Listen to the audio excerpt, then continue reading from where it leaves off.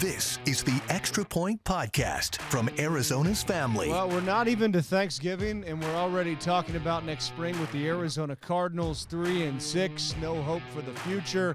Should Kliff Kingsbury continue to coach Kyler Murray? Let's talk to a man who always has a strong take. The one, the only, the great Doug Franz zooms in from his Goodyear home, and I'm sure the Unplugged, this has been a hot topic of conversations. First of all, how are you? Second of all, what should the Cardinals do? I'm doing as well as any, unemployed person in America is doing. Life's good. The kids are healthy. Got a freshman at ASU Barrett. So, we're happy to be a part of this. Enjoyed family weekend last weekend. But as far as the Cardinals are concerned, I would be done with Kliff Kingsbury. You have to ask yourself, do you really believe this man's going to lead this team to go 6-2 or 7-1 the rest of the way? That's the only way they're going to make the playoffs.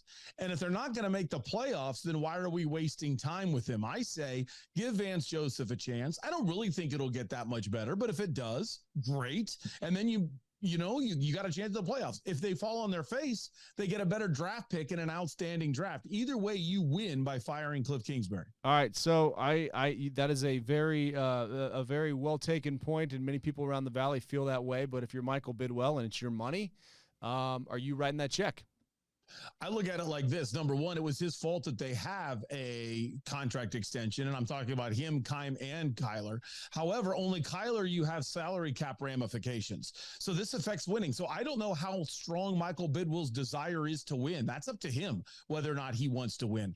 I also have a secret suspicion that there's one thing you can't say about Michael Bidwell, no matter how you feel about him. He's not a dumb man, and he's a lawyer. If it was so important to him to slip the Kyler clause into that contract, and the agent for Kyler Murray was so ignorant to allow the watch film clause to be put in there, who knows what's in Kliff's contract? Because it's the same agent. The same agent that signed the deal with Kyler is the agent for Kliff Kingsbury. I have a sneaking suspicion there are some clauses in there that allow Michael to get out with limited damage in case this exact situation happened. What are the biggest issues right now when you watch the game? I mean, we might be here all day. I was going to say. The screen passes are killing me. What's killing you? Yeah, the horizontal hurry, as I like to call it, is a major issue. I look at this. Let's study penalties. A lot of people think, hey, Kliff Kingsbury doesn't have a false start this year, so they don't blame Kliff Kingsbury for the penalties. I do, and it's because of his track history. There are 10 teams in the Big 12. Don't ask why.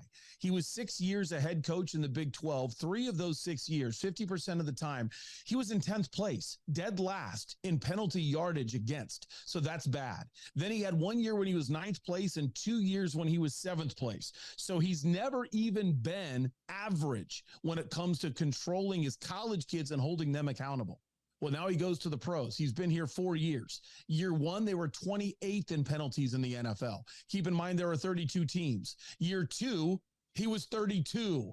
Last year, he was 29th, and right now, they're 29th in most penalties during a game. This is not a man that can hold people accountable. His life as a head coach is his players committing penalties, and he doesn't do enough about it. Do we give any sort of pass to the offense for losing 3 starters right in the middle of the offensive line? I don't, because they weren't that good when they were there. So if you're still having a team that averages one offensive touchdown every time they play Seattle, something only Denver and the New York Giants were able to do, every other team that plays Seattle has scored at least 3 offensive touchdowns. When you think of that abhorrent first half of almost every game this year, but specifically the beginning of the season when they had a healthy offensive line, it doesn't really matter to me who's healthy, who's not. What is common is an undisciplined football team, and what is common is a guy that can't understand the play clock. That big number 40 that drops down to 0, he always seems lost when we get inside of 10 seconds. You waste timeouts. Now you can't make comebacks. The only way they win is if they blow out weaker teams. And oh, by the way, the 3 teams that they beat this year, they have a combined record of 7-18. He can only beat the dregs of the NFL. Have you started looking at mock drafts yet? Absolutely. And this is a great draft. So here's your question, Mark McClune, you being a Texas guy. Do you believe Kyler Murray's the guy? If you do, Well, then you simply trade your first-round draft pick because this draft is loaded with quarterbacks, and somebody's going to go up and want to get a quarterback. If you have made the decision, you know what? I'm kind of done with Kyler. Then you've got a plethora of quarterbacks to choose from in the draft, and you could trade Kyler and get a massive haul of picks from somebody else. So even though you're interviewing me on the Extra Point podcast, I ask you, what are you doing with the future of Kyler Murray? I think you have to ride this. I just don't know that you're going to get the haul for Kyler. Who's going to want to take him the way he's been playing? Do you see a scenario where you get more than a pick back? I feel like you're going to get pennies on the dollar.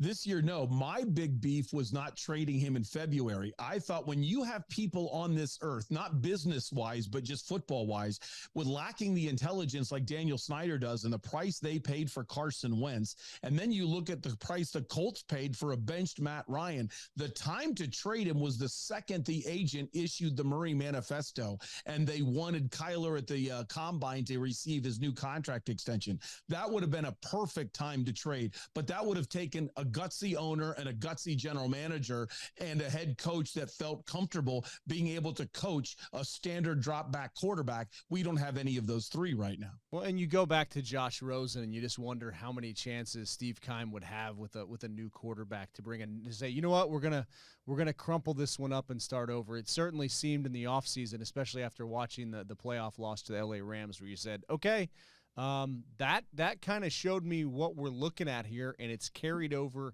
into this year. This offense needs to evolve. If I have to watch Kyler Murray take a 5-step drop in front of 5'6" guys one more time, I'm going to throw the remote at the screen.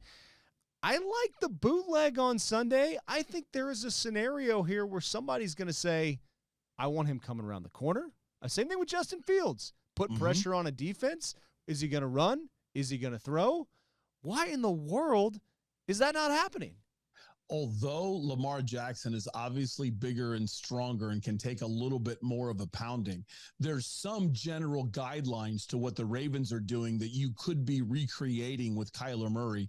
And for some strange reason, Kliff Kingsbury refuses to do it. I don't know if it's lack of knowledge.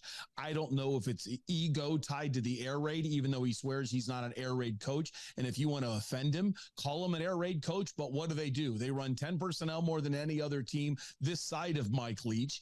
And they run the horizontal hurry in which they try to spread you out. And he thinks my athletes are better than yours. Well, this is the NFL.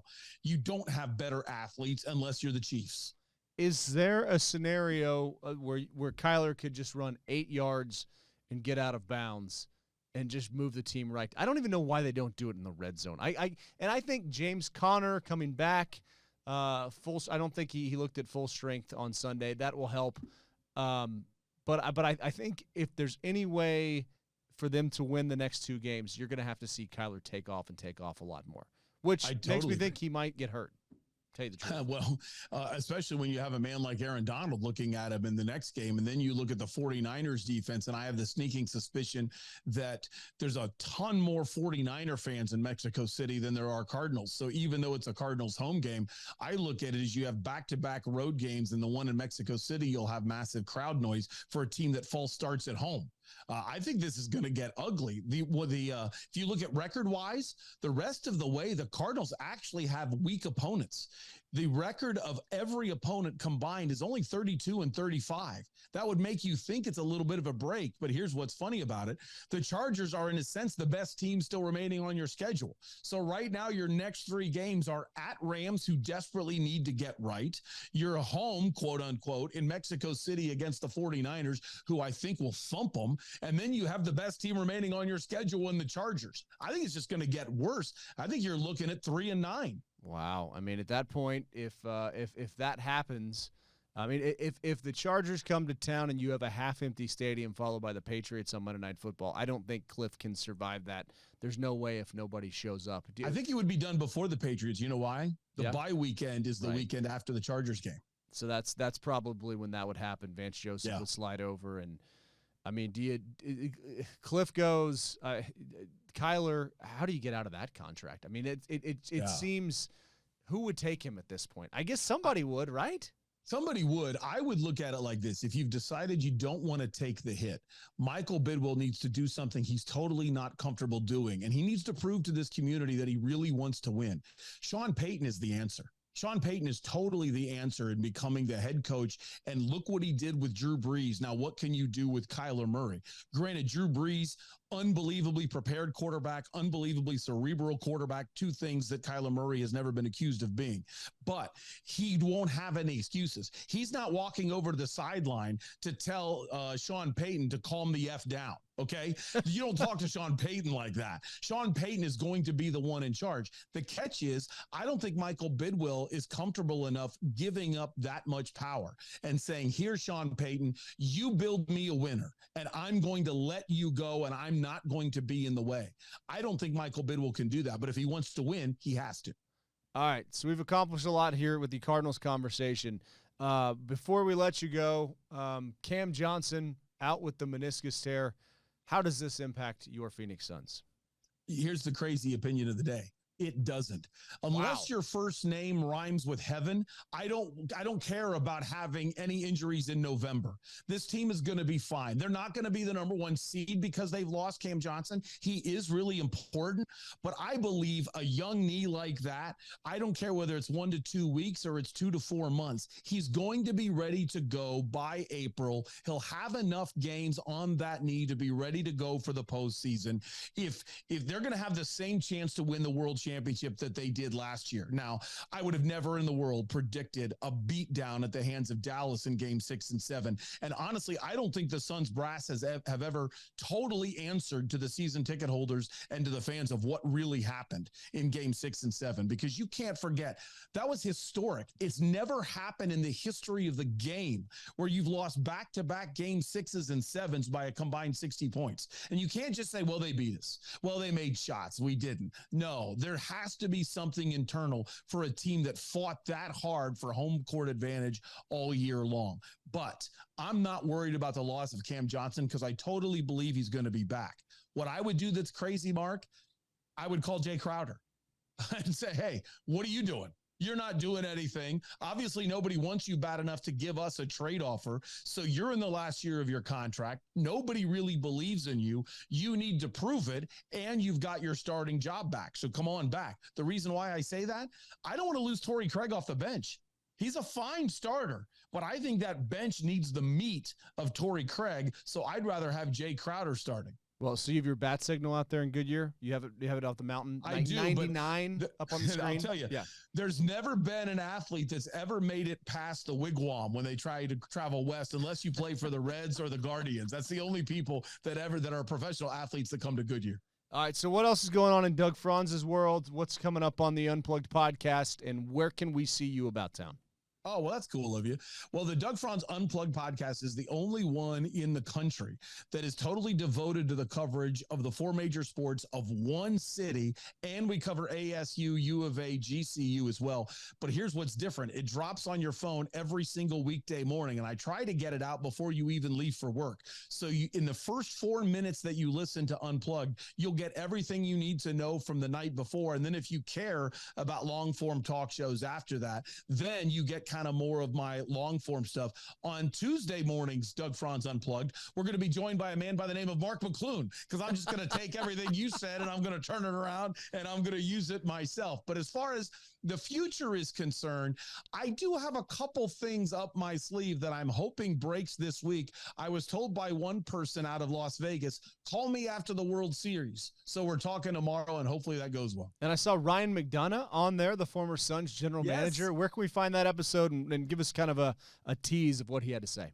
The best thing to do there is you can just simply go to DougFranzUnplugged.com and then click play, or you can just go to Spotify. You can go to Apple Podcasts or the podcast forum of Podbean and scroll through and find the episodes you're looking for. And the Sean McDonough one was interesting. It's the first and only Was interview.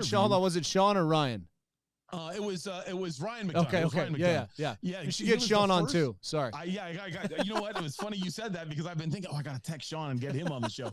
But it was the first and only interview Ryan's done locally since he got let go. I didn't even know that. He told me that. And the reason why is you can imagine there were so many crazy things that happened in the Robert Sarver tenure that he didn't really want to go on people that he didn't trust. And he trusts me, but at the same time, he knows I'm not going to sugarcoat anything either. I'm just not going to plow into him. And he is the one that drafted D.A., Bridges, and Devin Booker. Yeah. So I would say 60% of your NBA Finals lineup did come from his hands. Right. Okay. And yeah, absolutely. We'll look for that on the podcast page. Final question. Why do I care so much about these teams? Why do they make me so mad? I mean, I find myself I'm not playing, but I'm having a bad day and they're frustrating me. And I don't know why I care so much. Mark, care more. Okay, listen, I will be the first one to say, growing up in the Midwest, we're the ones that are wrong. Everybody that's a West Coast guy that likes to say, you know what, my team's bad, so I'll go for a hike and not go to the game. You're the people that are right. You're the people that are the ones that we should be role modeled after. We need to be more like you. But if you ever wonder why our teams stink, that's why. There's not enough pressure on the owners, GMs, and coaches. And because this town bails on people. Saturday night, I was at the ASU-UCLA game. UCLA's got a 6-point lead, 6 minutes left in the fourth quarter, and I'm sitting with 4,800 of my best friends. That ain't happening in a sports town. And it's sad, but I refuse to believe we can't get there. So I don't say that ripping fans. I say that believing in people that eventually we will be a major sports town. And that's why I continue to do something like Doug Franz Unplugged. All right. Keep up the good fight. 4,800 new subscribers. You should just go up and shake each and every one of their hands. I should hand out business cards, make hats, shirts. The problem is there were too many UCLA fans around. So I was including them in the fan base. Right. Well, they can be part of the Army too. Hey, thank you so much for your time. It's great seeing you. It's great to hear your voice. I got to tell you, you're welcome. And free plug for a man that you might know pretty well. I was at some, function for the family at the family weekend.